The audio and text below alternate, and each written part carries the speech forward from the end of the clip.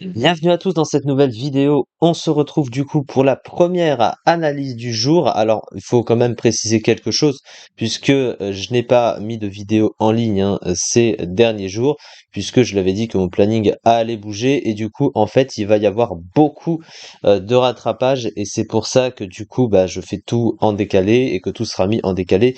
Donc, il y aura plus de vidéos que d'habitude, voilà, que d'habitude, enfin, dans la journée dans les jours qui suivent, et il y aura un revirement du planning encore prochainement. Mais tout ça sera plus tard. En tout cas, aujourd'hui, on a plusieurs choses à faire, donc on a beaucoup de taf plutôt qui nous attendent. Alors, je crois qu'aujourd'hui, si je compte bien, j'ai 6 analyses de prévues d'aujourd'hui. Voilà, qui seront en ligne du coup ce jour même. Donc on est actuellement mercredi 18 mai 2022 et je rappelle que jusqu'à la fin du mois, il faut finir avec les analyses sur les Pokémon de la troisième génération qui est la génération du mois évidemment. Et donc on va partir tout de suite. On en est resté à ce duo de Pokémon insectes après Négapide, donc Muciole et Lumivol. On va commencer tout d'abord par Muciole et ensuite on fera l'autre et ainsi de suite évidemment. Alors c'est parti. Du coup, on va commencer avec Muciole. Alors Muciole, qu'est-ce que c'est du coup en stratégie? Il possède un type insecte pur. Alors le type insecte, c'est un type qui est considéré comme mauvais, que ce soit défensivement ou offensivement. Toutefois, il faut quand même préciser que le type insecte apporte des trucs utiles défensivement.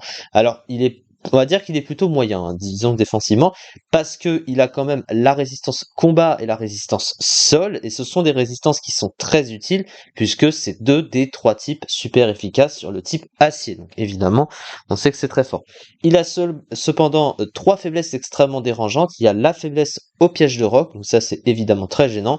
La faiblesse vol, c'est un type extrêmement répandu, bien sûr. Et le type feu, c'est le troisième des types super efficaces sur le type acier. Donc évidemment, c'est compliqué. Mais en fait, le type insecte, alors offensivement, il est extrêmement nul. Il est résisté par énormément de types, un peu comme le type plante finalement, c'est un peu la même chose. Le type acier résiste également à ce type. Et il faut bien comprendre que des types insectes bons offensivement, c'est extrêmement rare. Mais parce que en général, les petits insectes qui sont bons offensivement, j'ai pas dit qu'il n'y en avait pas, mais ils profitent d'autre chose. Et en général, c'est plutôt d'un double type qui va les aider à les rendre plus utiles dans le jeu, tout simplement, parce que un type insecte seul a pas vraiment d'utilité, autant défensivement et offensivement, malgré ses résistances. Parce que du coup, eh bien, si on a un Pokémon de type insecte avec un double type, eh bien, il sera forcément plus nourri. En gros, le type qu'on va rajouter à côté va aider, va permettre à ce que le type insecte soit plus utile et meilleur globalement. Mais au-delà de ça, la plupart des Pokémon de type insecte seuls en eux-mêmes sont rarement très bien classés. Et le type insecte reste de toute façon un des plus mauvais types du jeu. D'autre part, il faut bien comprendre que du coup, le stab de type insecte est très peu utilisé. La seule capacité très utilisée de type insecte, c'est demi-tour. Les rares Pokémon utilisant une attaque de type insecte, ce qui peut rester aussi sur des stabs, en général, c'est pour profiter de la puissance du stab, de l'autre stab d'un double type, bien évidemment, et pour donner aussi un accès à une puissance supplémentaire pour le seul type possédé par le Pokémon, parce qu'il faut bien qu'il serve à quelque chose, même si en général tu vas très peu le spammer. Demi-tour, tu le spams parce que tu sais que tu switches, donc c'est une capacité stratégique plutôt qu'une capacité purement offensive, mais c'est vraiment la seule réponse apportée à utiliser le type insecte offensivement globalement. Donc du coup, comme le Pokémon n'est que de type insecte, eh ben il sera, c'est pas extrêmement ouf globalement. Et il faut noter également quelque chose, c'est que défensivement surtout, le type insecte va apporter ses résistances, donc on cherchera forcément à prendre un Pokémon de type insecte profitant de résistance, donc on pense évidemment à Cisaiox par exemple et son type insecte et acier, ou à Fortress, parce que le type acier apporte ses résistances et ça se combotte avec le type insecte puisque on sait que ce type a une seule et unique faiblesse, c'est d'ailleurs le seul à avoir une seule faiblesse, je crois. Une double feu, ça reste une faiblesse très gênante, mais évidemment avec les résistances qui sont à côté et le fait que ce ne soit qu'une seule faiblesse, c'est quand même extrêmement fort, il faut le noter. Donc voilà globalement. Ensuite, pour entrer dans les détails, donc on va commencer par les talents du Pokémon. Il en possède trois. Le premier, c'est un talent qui est tout simplement inutile en combat solo et même en combat. Ça sert dans l'aventure. En gros, Lumi Attirance permet d'éviter que l'on rencontre enfin, ça permet d'éviter d'attirer les Pokémon sauvages. Ça fonctionne un peu comme repousse hein, qu'on utilise dans l'aventure. Donc évidemment, en stratégie, on le verra pas, ou même en combat de manière générale. Prankster du coup, donc c'est Farceur. Alors là par contre, c'est un excellent talent qu'il possède, c'est un des meilleurs talents du jeu, Farceur, hein, de loin. Qu'est-ce que ça fait? En gros, toutes les capacités de statut sans exception ont une priorité boostée à +1. Donc ça veut dire que les capacités de statut sont prioritaires et tapent avant l'adversaire, parce qu'il faut bien noter une chose, que des capacités de statut, ce sont pas des capacités purement offensives, ça fait des effets indirects et pas directement pour taper le Pokémon avec une capacité. Et donc, par conséquent, eh bien, Farceur est très utile parce que les capacités de statut, quand elles tapent avant l'adversaire, elles sont utilisées avant, et bien stratégiquement, ça fait le café, évidemment. Et bien évidemment, ça profite si le Pokémon a besoin de ce talent. Et évidemment, le talent est bon sur tous les Pokémon, mais il faut que le move pool s'adapte, évidemment, et que du coup, il y a assez d'options. Et on va voir après si c'est utile ou pas.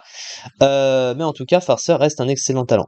Swarm, pour finir, le dernier talent, c'est Essaim, qui augmente de 50% la puissance des attaques de type insecte du Pokémon s'il tombe à moins d'un tiers de sa barre de vie.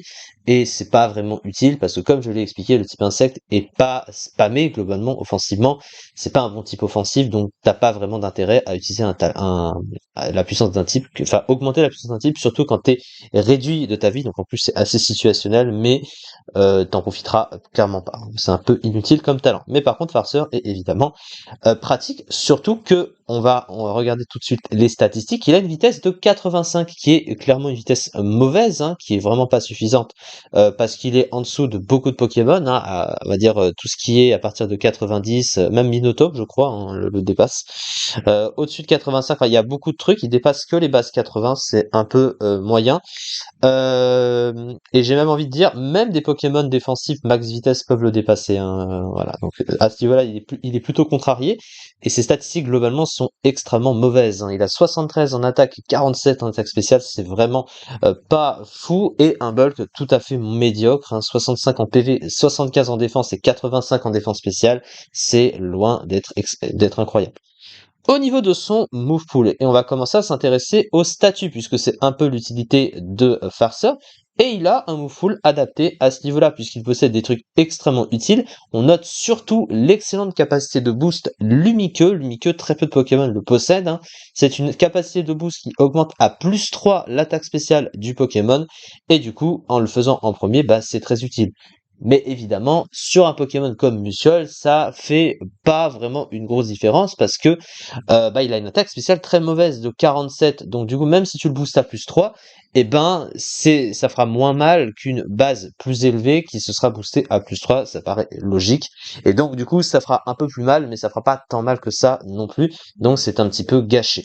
Il possède à côté des trucs utiles, hein. Il a Cage Éclair, il a Toxique, il peut également se soigner avec Atterrissage, évidemment c'est un soin prioritaire du coup. Il possède, voilà, il possède d'autres trucs à côté. Encore, par exemple, il possède Anti-Brume pour retirer les entry hazard du terrain. Donc voilà. Au niveau des moves offensifs, là, il est un peu contrarié parce que, bah, comme c'est un Pokémon qui tape plus fort sur le physique, il aurait mérité un meilleur move pool offensif, physique, mais malheureusement, la plupart de ses moves de coverage sont spéciaux. Et donc, par conséquent, bah, ça le force et ça le contraint à utiliser une statistique plus faible. Même s'il peut se booster, évidemment, avec l'uniqueuse, ça reste quand même pas incroyable. Et surtout, bah, il a pas de bonne capacité super efficace sur le type acier, hein, non plus, donc du coup là encore, il est restreint. Et là où finalement ça aurait été utile, parce que du coup son type insecte étant mauvais offensivement, et ben il aurait préféré plus de moves de coverage justement pour le comboter, surtout qu'il a pas de double type. Donc voilà, c'est un peu le problème. Du coup, alors la fiche stratégique de ce cher Musciol, un très bon move pool de soutien qui s'accorde très bien avec le talent farceur, une vitesse correcte, un type faible tant offensivement que défensivement, des statistiques très moyennes, voire médiocres dans l'ensemble. Et du coup, bah, le problème, c'est que ce Pokémon ayant des stats mauvaises, Malgré l'accès à Farceur, hein, qui reste excellent et adapté à ses options de bouffe-poule, il tombe extrêmement bas, il n'est pas revenu un Pokémon épée et bouclier. Faut noter la faiblesse au piège de roc, du coup il ne peut pas utiliser les grosses bottes apparues après, donc du coup ça veut dire que s'il est très affaibli sur le terrain, déjà qu'il a des stats qui sont pas assez bonnes pour globalement bien tanker les coups, et ben c'est un Pokémon pas assez bulky et pas assez solide sur le terrain, et globalement il n'y a pas vraiment grand-chose qui peuvent s'empêcher de le tuer. Voilà, hein, clairement, ce Pokémon est extrêmement mauvais et du coup, c'est de le voir atterrir ici. En tout cas, c'est des stats des usages qui remontent évidemment. Mais là, il était 99e du ZU avec seulement 0,7% du classement. Donc évidemment, c'est un Pokémon extrêmement mauvais et il y a beaucoup de types insectes qui vont le concurrencer en plus de ça. Déjà que le type insecte n'est pas un bon type. C'est ça pour cette vidéo du coup. On se retrouve pour les prochaines analyses du jour, évidemment. On va donc ensuite faire l'autre Pokémon, hein, Lumivol, l'autre partie du duo, et ainsi de suite sur les Pokémon de la 3e génération. Merci beaucoup de m'avoir suivi et à très vite.